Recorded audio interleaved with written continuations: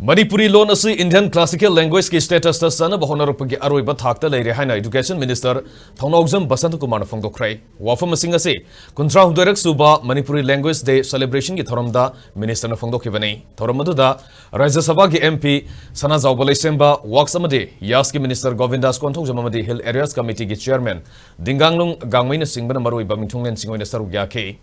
Manipuri language day state celebration committee na Masigi chairman su Aroiba Education Minister Th Basantakumar na makatana phongdokibada pangtholiba thoram ase mathang sahidagi hauna Manipur gi indigenous tribe kuntra marige lon yek yauna puna kundaminariba furu khudimak asige language promote taunaba pandamda pangthonaba honaminase haike Anuva National Education Policy lisingni kungi manungsanasu indigenous language promote taunaba pandamgi saruk kaya ama yauri haina phongdokhe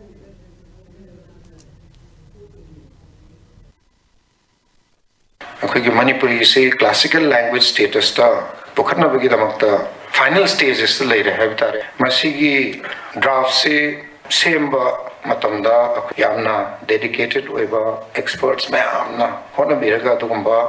prepare tawjaba dum draft amani classical language se tarukhak leibani India gi wena 7th Sikar mai to no wegedagi have steps mayamama honorable MP na so yamna with lot of interest moving spirit ne haibata 2020 the phokpedana adagi de hojik su illiba hona biru se honorable MP ningthon hona bibuni akoi state government ki side ki su akoi department ki side ki angam mathak akoi mayam hona jagani habs mayam dai thamjage Minister Govindas konthojam ki maikedi gisu Manipuri loan promote tawna bahona bada se minister N Viren gi midyang makhada mathau taba thabak khudingmak paikhatuna lakli Manipuri loan ase ngalingai matamdagi hauna classical language amoina sakhangba yarabani adubu yenaba yambadagi matam thengthaduna lairakpani haiki akhoi mayek amasuna akhoi language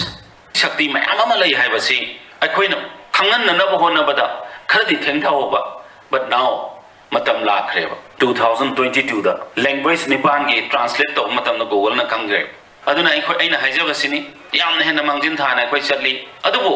amuk hena koi na kumang sausinba yabadagi thengtha holi kari gi no haiba matam da akoi gi yenabi ama leibasi akoi yenabi ama leibasina khara thengtha hobane na koi na loba da thoidongna lanbo oigadaw mande dana akoi mayek masing adu oigadabani achuk oigadabani haibada sanglo matam ma koi na manghan gare akoi kok siga khut siga akoi samjinadana akoi amatoina satba matam da thingba ngamgadawdi leite na khalle akoi culture akoi tradition maramdi akoi si hujik arts and culture da nation si akoi contribution sa sukimatik chawna leigre akoi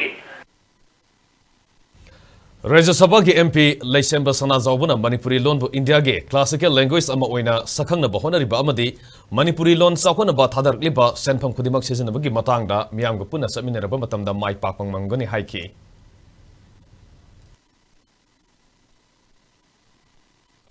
classical language na Manipuri gi sina ekono mai pak pataga di madu cricket promoto ekoi gi laioi khraba adu hoji hingiba loan sigi dong da stela mi ba songi halam sing punamak tu ai madu thamoi sing ai katingi akoi tha hum sang ba yai khalam badu tha hum sang gi dre aduna hojik tha ba ya ba gi du bagi piba mom da laire aduna akoi mayam ju lai khorom ba mathau ta hai bidune thamjan ning ba se